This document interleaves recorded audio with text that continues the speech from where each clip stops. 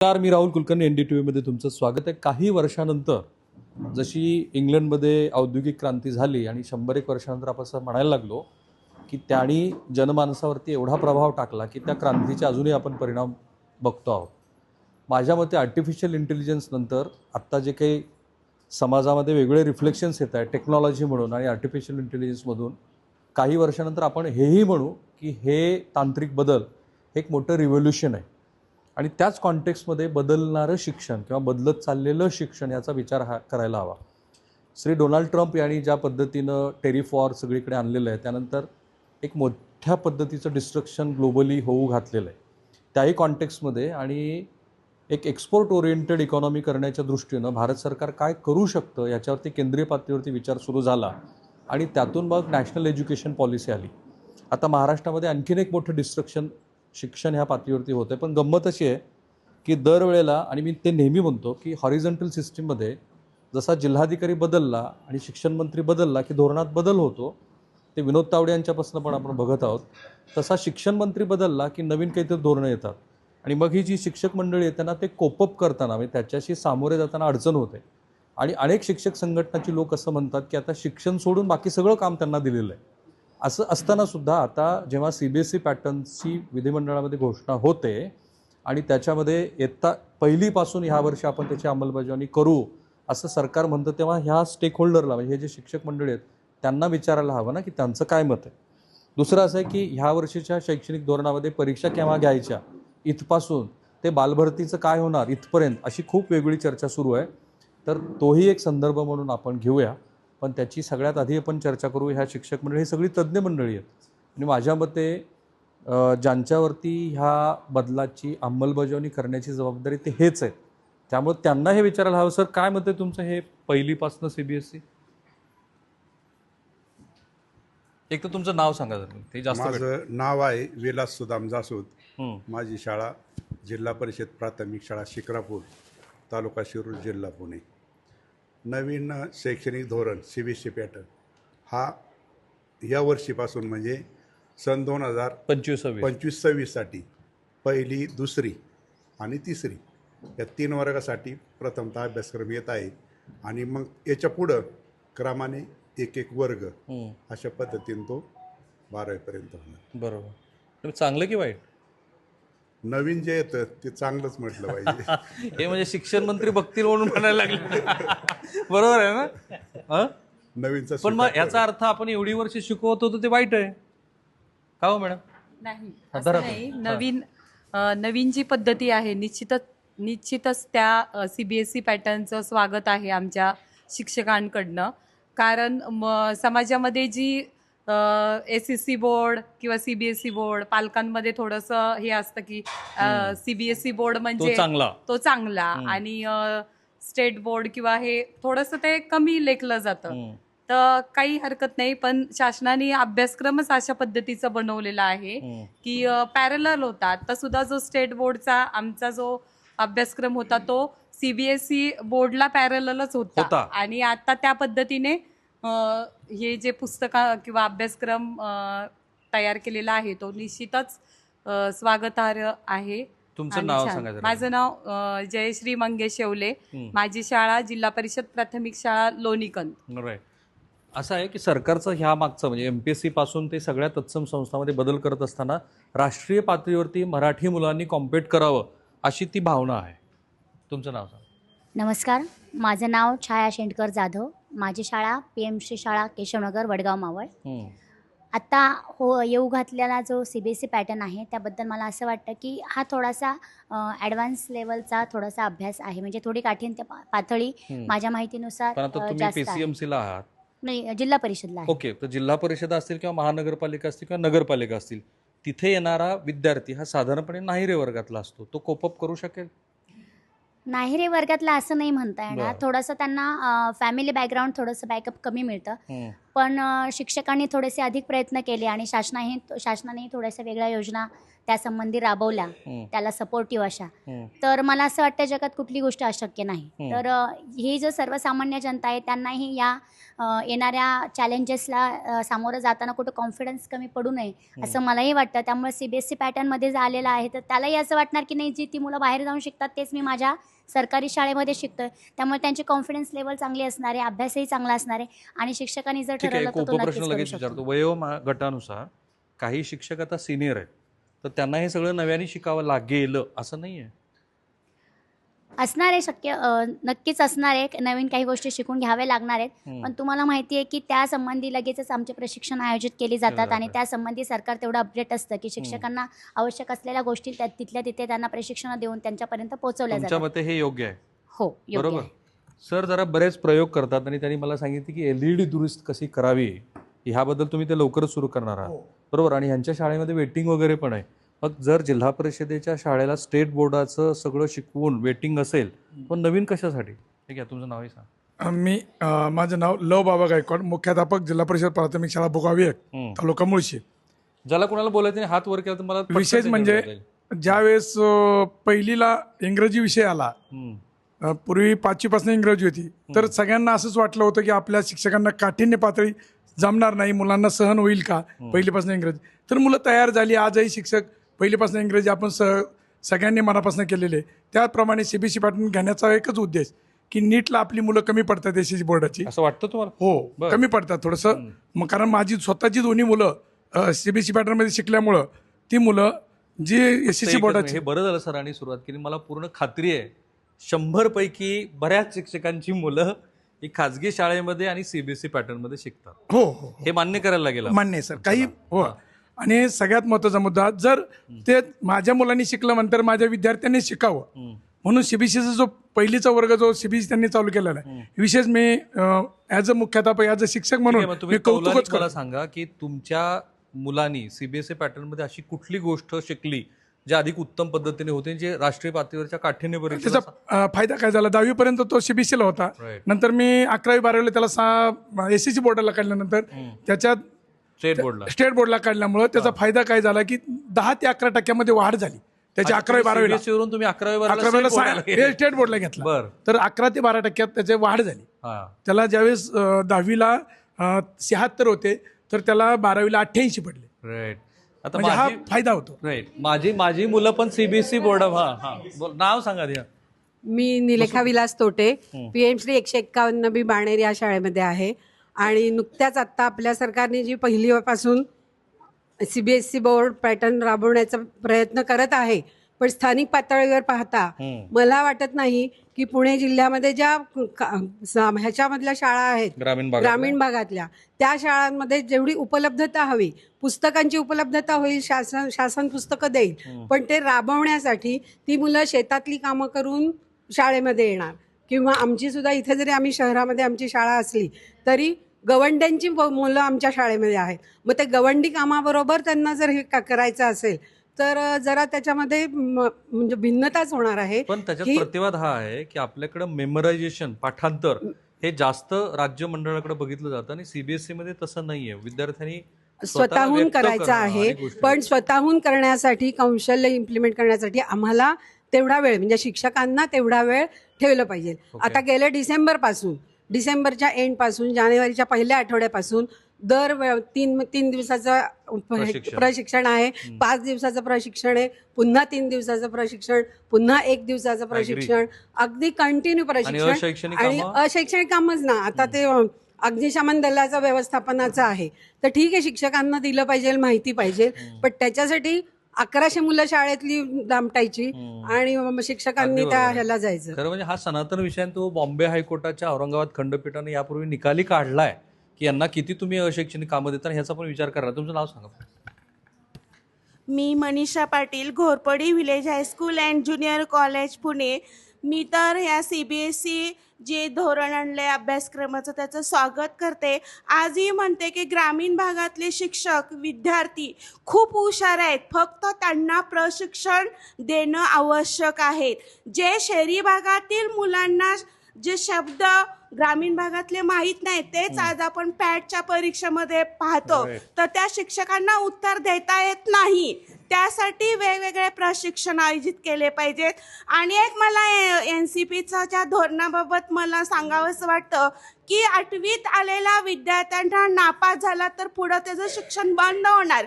पण मी तर एक समाजात शिक्षक म्हणून नाही तर एक समाजातला घटक म्हणते, जर CBSE पॅटर्न आणला, वेगवेगळे उपक्रम रावले, लेखन क्षमता, श्रवण क्षमता, वाचन क्षमता, त्याला नक्की येणारच. त्यासाठी शिक्षकांनी प्रयत्न करणं गरजेचं आहे. ठीक आहे. फक्त कारण माझी मुलंही CBSE पॅटर्नला शिकत असल्यामुळं आणि त्यांचं पाठ्यपुस्तक बघितल्यानंतर माझ्या असं लक्षात येतं की अभ्यासक्रम खूप मोठा आहे, परंतु महाराष्ट्र राज्य म्हणून महाराष्ट्राचा भूगोल, महाराष्ट्राचा इतिहास आणि तिथे असलेली स्वतःच्या आजूबाजूची भौगोलिक परिस्थिती याचं फारसं आकलन मुलांना होत नाही. परंतु निश्चितपणे एक मोठ्या स्केलवरती मुलं त्याचा विचार करतात असं मला दिसतंय.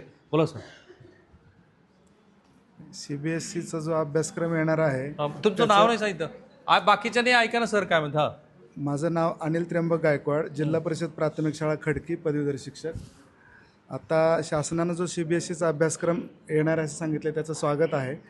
का करताय स्वागत तुम्ही? कारण आपल्या SSC बोर्डामध्ये पण तेवढी कॅपॅसिटी आहे, परंतु पालकांची जी मानसिकता आहे की आम्हाला CBSE हवं आहे, CBSE हवे आणि तिकडे जाणारा जो ओढा आहे, खरं तर टॅलेंट आपल्या जिल्हा परिषद शाळांमध्येच आहे. काल शिवसाहेबांनी पण सांगितलं की सरकारी शाळांमधले शिक्षक आणि सरकारी दवाखान्यातले डॉक्टर यांच्याकडे गुणवत्ता आहे, पण इन्फ्रास्ट्रक्चर कमी असल्यामुळे लोकांना असं वाटतं की गुणवत्ता नाही. आता ते इन्फ्रास्ट्रक्चर सुद्धा PM-श्री शाळा असतील किंवा याच्यामधून होणार आहे. एक प्रश्न ते म्हणजे पटसंख्या कमी होत होती आपली, ती CBSE कमी होणार नाही, बरोबर आहे? असं म्हणता येणार नाही. ओके. CBSEच्या पॅरलल आपली पण व्यवस्था आहेत आणि त्याच्यात आणखी परत CBSE जर पॅटर्न झाला तर कमी होण्याचं प्रमाण कमी होईल. कमी होईल ठीक निश्चित. आहे सर. बोला. हां, नाव सांगा. नाव उभं राहून नाही कसंही बघा. माझं नाव संदीप कल्याणकर, माध्यमिक विद्यालय थेरगाव PCMCची शाळा आहे. माझं असं मत आहे की सगळ्यात महत्त्वाचं, जर CBSE पॅटर्न जर तुम्ही पॅन इंडिया लेवलला जर तुम्ही इम्प्लिमेंट करणार असाल तर त्यामध्ये तुम्ही सिलेबसचं काय करणार आहात. जसं की हिस्ट्री आणि जॉग्रफी आहे. हिस्ट्री शिकवत असताना किंवा आपण हिस्ट्री जेव्हा शिकू तेव्हा महाराष्ट्रातली हिस्ट्री ही महाराष्ट्राच्या लोकल हिस्ट्री आणि लोकल कल्चरशी अलाईन असणार आहे.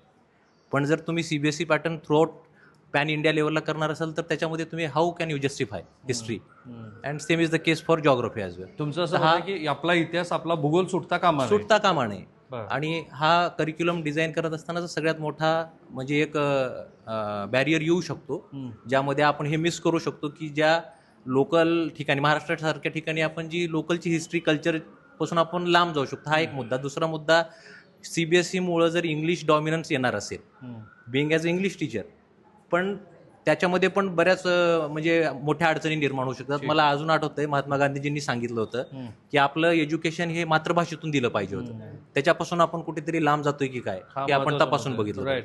आणि खरं म्हणजे दाक्षिणात्य राज्यामध्ये आता तोच वाद सुरू झालेला आहे की त्यांनी CBSEलाच काय, पण उत्तर भारतातल्या अनेक गोष्टीला नाकारायला सुरुवात केलेली आहे. तो एक स्वतंत्र मुद्दा आहे. पण अजून एक मुद्दा मला स्ट्राईक झाला होता जो तुमच्याशी बोलत असताना राहिला. अच्छा, नाही, मातृभाषेचा जो विषय आहे तो खरोखर इतका महत्त्वाचा आहे का की आता आपण सगळेच जण इंग्रजी माध्यमाच्या शाळेकडे निघालो. नमस्कार, माझं नाव भारत वसंत आगळे. मी PM-श्री मनपा शाळा क्रमांक 151B बानेर या शाळेत सध्या कार्यरत आहे. आत्ताच आपण जो उल्लेख केला की मातृभाषेतून शिक्षण हे खरंच गरजेचे आहे सर, की आपण बेसिक ज्यावेळेस संकल्पना मुलांच्या क्लिअर करण्याचा प्रयत्न करतो त्यावेळेस त्याला आपली मातृभाषा जी आहे त्यातून सांगितलेलं लवकर अवगत होतं. परंतु जो इतर भाषिक जो आहे तो तर त्याला वेळ लागतो. आमच्याकडे कन्नड भाषिकही मुलं आहेत, काही कर्नाटकातून स्थलांतर जाणारी मुलं आहेत आणि काही ग्रामीण भागातून स्थलांतर झालेली मुलं आहेत. जरी माझी शाळा पुणे शहरात आहे परंतु आमच्याकडे येणारा जो विद्यार्थी वर्ग आहे हा जिल्हा परिषदचा स्थलांतर पालक आहेत. म्हणजे रोजगारासाठी ते पुणे शहरामध्ये येतात आणि पर्यायी खाजगी शाळेत त्यांना जाता येत नाही कारण त्यांचं ॲडमिशन आणि इतर पैशांचा प्रॉब्लेम असल्यामुळं, म्हणून ते महापालिकेच्या शाळेमध्ये ॲडमिशन घेतात. गुणवत्तेच्या बाबतीत ग्रामीण भागातली गुणवत्ता आणि तिथली बोलीभाषा आणि शहरी भागात आल्यानंतर त्यांना समायोजन करण्यासाठी वेळ जातो. काही वयानुरूप मुलं आहेत तो भाग वेगळाच आहे. आता जो नव्याने चालू आहे जो CBSE पॅटर्न बरेचसे आपण मी चर्चा ऐकतोय, माझं मत आहे शासन घाई करतंय का की कदाचित आत्ताच लॉकडाऊन आत्ताच लॉकडाऊनचा पिरियड 1-2 वर्ष झाला कमी झालेला आहे आणि त्यातला जो बॅकलॉग आहे तोही आपण निपुण भारतामध्ये आता जी 2026 पर्यंत जी स्कीम चालू आहे आपण प्रगत करतोय. आजही काही वर्तमानपत्रात मी असं वाचलंय की 8वीच्या विद्यार्थ्यांना 4थीचं गणित येत नाही किंवा 5वीच्या विद्यार्थ्यांना दुसरीच्या पुस्तकातलं पाठांतर किंवा वाचन येत नाही, क्षमता तेवढ्या अवगत झाल्या नाहीत. नक्की याचा मेळ घातला पाहिजे की असं का होतंय. शिक्षक कमी पडतायत तर का पडतायत, शासन कमी पडतंय तर का पडतायत. माझं असं प्रामाणिकपणे मत आहे की शिक्षक कमी पडतायत तर त्यांना पुरेसा वेळ द्या. उपक्रम किती आणि राबवायचा जो विद्यार्थी वर्ग आहे किंवा शिक्षक आहे 365 पैकी मला 250 दिवस 226 दिवस एक शाळा असते. 226 दिवसापैकी शिक्षक किती दिवस आपले अशैक्षणिक कामाला जातात? नक्कीच अशैक्षणिक कामाला जवळजवळ 1.5 महिना तरी नक्की जातो. हे 226 मधनं तुमचे 45 दिवस 45-46 दिवस अशैक्षणिक काम हे म्हणजे त्याच्यात BLO असेल किंवा इतर जे उपक्रम असेल किंवा शासनाचे जे येऊ घातलेले उपक्रम किंवा ऑन दी स्पॉट जे उपक्रम राबवावे लागतात, महावाचन चळवळ विद्यार्थ्यांच्याच निगडीत आहेत, परंतु त्याला जादा वेळ द्यावा लागतो. आणि हा सनातन विषय आहे, त्याच्यावरती खरंच कोणी लक्ष देत नाही की अशैक्षणिक कामाबद्दल. यांच्या मताची तुम्ही सहमती दाखवली. हां, तुमचं नाव सांगा. बस. मी पुणा कॅन्टोन्मेंट अंतर्गत घोरपडी विलेज हायस्कूलमध्ये सविता बारवकर या नावानं काम करत आहे, कार्यरत आहे. तर माझ्याकडं येणारा जो वर्ग आहे असाच या वर्गातला आहे की खेड्यापाड्यातून आलेला वर्ग आहे. यामध्ये आत्ता जे शासनानं राबवले त्याची नक्की काय आहे नेमकं राबवायचे याच्याबद्दल पालकवर्ग आणि आम्ही शिक्षक पण संभ्रमित आहोत थोडंसं. आणि सगळ्यात मोठा जो स्टेक होल्डर त्याला काही विचारलेलंच नाही का काय. आणि त्याच्यामध्ये पालक वर्गामध्ये असं आलेलं आहे की हा CBSE काही पालकांकडं की हा छान सरकारनं छान धोरण राबवले पालक म्हणतात. काही पालकांपर्यंत ह्या गोष्टी गेलेल्या आहेत आणि काही पालक म्हणतात आमच्या मुलांना जमेल का. तर याचा कुठेतरी चांगला फीडबॅक आहे यांचा, म्हणजे पालकांचाही हा पालक आहे. बरं, आपल्याकडे वेळ फार कमी आहे, 5च मिनिट राहिलेत. म्हणून जे सगळ्यात मोठे ज्यांच्यावर ही जबाबदारी दिली म्हणजे तुम्हा सगळ्यावरती, तुम्हाला विचारले का आम्हाला असं काही करायचं म्हणून? अर्थात कधीच विचारलं जात नाही, हा भाग वेगळा. खरं तर तुमचं नाव सांगा. माझं नाव अजिम बाबूलाल सय्यद, जेपा शाळा खडकी, तालुका दौंड, जिल्हा पुणे. आमची शाळा ग्रामीण भागातून आलेली आहे. ग्रामीण भागातले दौंड तालुक्यातले 2 शाळा आहेत, त्यातली एक शाळा खडकी म्हणून आहे. तर तिथं पहा पटसंख्या जवळजवळ 400 आहे आणि सध्या शिक्षक तिथं 2 पदवीधर आम्हाला कमी आहे, एक पात्र मुख्याध्यापक नाही आणि 10 शिक्षक. तिथं मंजूर जवळजवळ 16 शिक्षक आहेत, तर जवळजवळ 5 शिक्षक आम्हाला नाही, 11 जण आम्ही काम करतोय. तर ही ज्यावेळेस शासन हे धोरण राबवते त्यावेळेस ही शिक्षकांची जी भरती आहे ती त्यांनी केली पाहिजे ना. नंतर शिक्षकांना ठेवले पाहिजे, पदं तशीच रिक्त केलेत. एका वर्गाने 2 एका शिक्षकाने 100 मुलांना कसं ॲडजस्ट करायचं. म्हणजे शिकवताना शासनाने ही भरती प्रॉपर केली पाहिजे, नंतर ही धोरणं इम्प्लिमेंटेशन केली पाहिजे. म्हणजे काय ॲक्च्युली गरज काय शाळेला, शिक्षकांची गरज आहे, इन्फ्रास्ट्रक्चरची गरज आहे. ही गरज पूर्ण भागून नंतरच ह्या ज्या नवीन स्कीम आहेत त्यांनी ते नवीन धोरणं राबवली पाहिजे. तुम्हाला हे माहिती आहे का CBSE पॅटर्न मध्ये सरकार काय करणार आहे नेमकं? कोणाला माहिती आहे? आम्हाला नाही. एक शेवटची फक्त कमेंट मी घेणार. बोला, तुमचं नाव. शिवकांत उत्तम अडसूळ, जिल्हा परिषद प्राथमिक शाळा खडकी. ज्यावेळेस आपण जिल्हा परिषदेच्या शाळांमध्ये CBSE पॅटर्न राबवणार आहोत तर पहिला प्रश्न हा येतो की त्याचं मीडियम ते इंग्रजी असणार आहे. माध्यम इंग्रजी असेल तर आमच्या ग्रामीण भागातील पालकांचं बोलण्याची भाषा मराठी आहे. मुलगा घरी गेल्यानंतर तो मराठीत त्याचं संभाषण. सेमी इंग्लिश तुमच्याकडे सुरू नाहीये का? सेमी इंग्लिश चालू आहे, पण ते महत्त्वाचे 3 विषय तर तुम्ही इंग्रजीत शिकवता ना. पण इतिहास आणि भूगोल हे विषय जर आपण इंग्रजीमधून शिकवले तर त्याला आलेल्या शंका अडचणी त्याचं निरसन घरी कोण करणार. बरोबर. म्हणजे ही पण अडचण नक्कीच आपल्या पुढे समोर येणार आहे. आता आपण इंग्रजी, गणित आणि विज्ञान हे 3 विषय इंग्रजीमधून शिकवतो, त्या अडचणी देखील मुलांना आम्हालाच सोडवावे लागतात. म्हणजे पालक त्यांच्या कामामध्ये करायचं नाही सर, शासनाने दिल्यानंतर करायला लागणार आहे. खरं तर लोकशाही कुणाला बोलायचं फक्त एकच कमेंट. हा बोल, पूर्ण नाव सांग. घेतो तुमचं नाव सांगा. माझं नाव स्नेहल अनिल भोसले. मी माध्यमिक विद्यालय PM श्री माध्यमिक विद्यालय थेरगाव. सर ऐका ना प्लीज. हां PM श्री माध्यमिक विद्यालय थेरगाव येथे शिक्षिका आहे आणि मला असं आता जेव्हा ही न्यूज आली की आपण CBSE पॅटर्न राबवणार आहोत त्याच वेळेला संध्याकाळी फोनसुद्धा आले की खरंच असं आहे का. माझ्याकडे अशा मैत्रिणी आहेत मध्यम वर्गातून येतात, त्या कर्ज काढतात पण मुलांना CBSE शिकवायचा हट्ट धरतात, 1 लाख रुपयांपर्यंत वगैरे खर्चसुद्धा येतो, तरीही ते तयार होतात. पण आता हे ऐकलं की जिल्हा परिषद शाळांमध्ये, सरकारी शाळांमध्ये CBSE पॅटर्न येतोय, ते एक ब्रँड नेम म्हणून का होईना ते आकर्षिले गेलेले आहेत. अगदीच खूप छान CBSE पॅटर्न आहे, त्याच्याबद्दल काहीच शंका नाही आहे. पण आपल्याकडे जो SSC बोर्डाचा आधीपासूनचा अभ्यासक्रम आहे तो सुद्धा अतिशय चांगला आहे. पण लोकांमध्ये असा समज आहे की CBSE मध्ये शिकला म्हणजे खूप मोठं काहीतरी केलेलं आहे. पण आता ही गोष्ट स्वागतार्ह आहे की कमीत कमी नाव तरी बदललं तर लोकांना आकर्षण वाटेल सरकारी शाळांमध्ये येण्याचं. आणि दुसरी गोष्ट म्हणजे नक्कीच सरकार आम्हाला वेगवेगळ्या पद्धतीचं प्रशिक्षण यासाठी देत आहे. त्यामुळे फक्त ब्रँड नेम किंवा कव्हर बदललेला नाही आहे, आतमध्ये सुद्धा सुधारणा होणार आहे एवढं निश्चित. चांगल्यात काहीतरी आणखी चांगली गोष्ट तुम्ही शोधा. राईट, एक शेवटचा मुद्दा. हा बोला. नमस्ते, मी जयश्री बबन सरके, PM श्री जिल्हा परिषद प्राथमिक शाळा बिगवन. NEP 2020नुसार जिल्हा परिषद शाळांना जो काही CBSE बोर्ड अभ्यासक्रम येत आहे तो मी तर असे म्हणेल की नक्कीच त्याचं स्वागत आहे. कारण आता आपण जर पाहिलं तर NEP नॅशनल एज्युकेशन पॉलिसी, नीट किंवा JEE अशा स्पर्धा परीक्षांसाठी पालकांचा ओढा CBSE बोर्डकडे असतो. तर आपल्या ZPच्या शाळांकडे CBSE बोर्डचा जर सिलेबस चालू केला तर पालकांच्या मते सुद्धा याचं स्वागत आहे. कारण बरेच पालक मला असं म्हणतात की मॅडम आता आपल्याकडे CBSE बोर्ड येत आहे म्हणजे किती छान होईल की फी न भरता हा सिलेबस आपल्या मुलांना शिकायला मिळेल किंवा स्पर्धा स्वागत केलंय पालकांनी स्वागत केलेलं आहे. आता असं आहे सर, शेवटचा हा आपला कौल आहे, लोकशाही व्यवस्थेमध्ये बहुमताला काहीतरी किंमत आहे आणि त्याच्यावरच ते सगळं सरकार येतं. त्यामुळे किती शिक्षकांना असं वाटतं की महाराष्ट्र सरकारचा हा CBSE पॅटर्न योग्य आहे, त्यांनी हात वर करावा. प्रश्न ऐकला नाही बहुतेक तुम्ही, ऐकलं ना बरोबर ना. म्हणजे मेजॉरिटी CBSE पॅटर्नच्या बाजूने आहे, बरोबर ना. अरे एक मागे या, एक मिनिट इकडे या तुम्ही, इकडे या तुम्ही, या ह्या बाजूला आहे. पण तरीही म्हणजे सगळ्यांना असं वाटतं की CBSE पॅटर्न हरकत नाही, पण आपल्याला विचारायला पाहिजे होतं असं किती जणांना वाटतंय.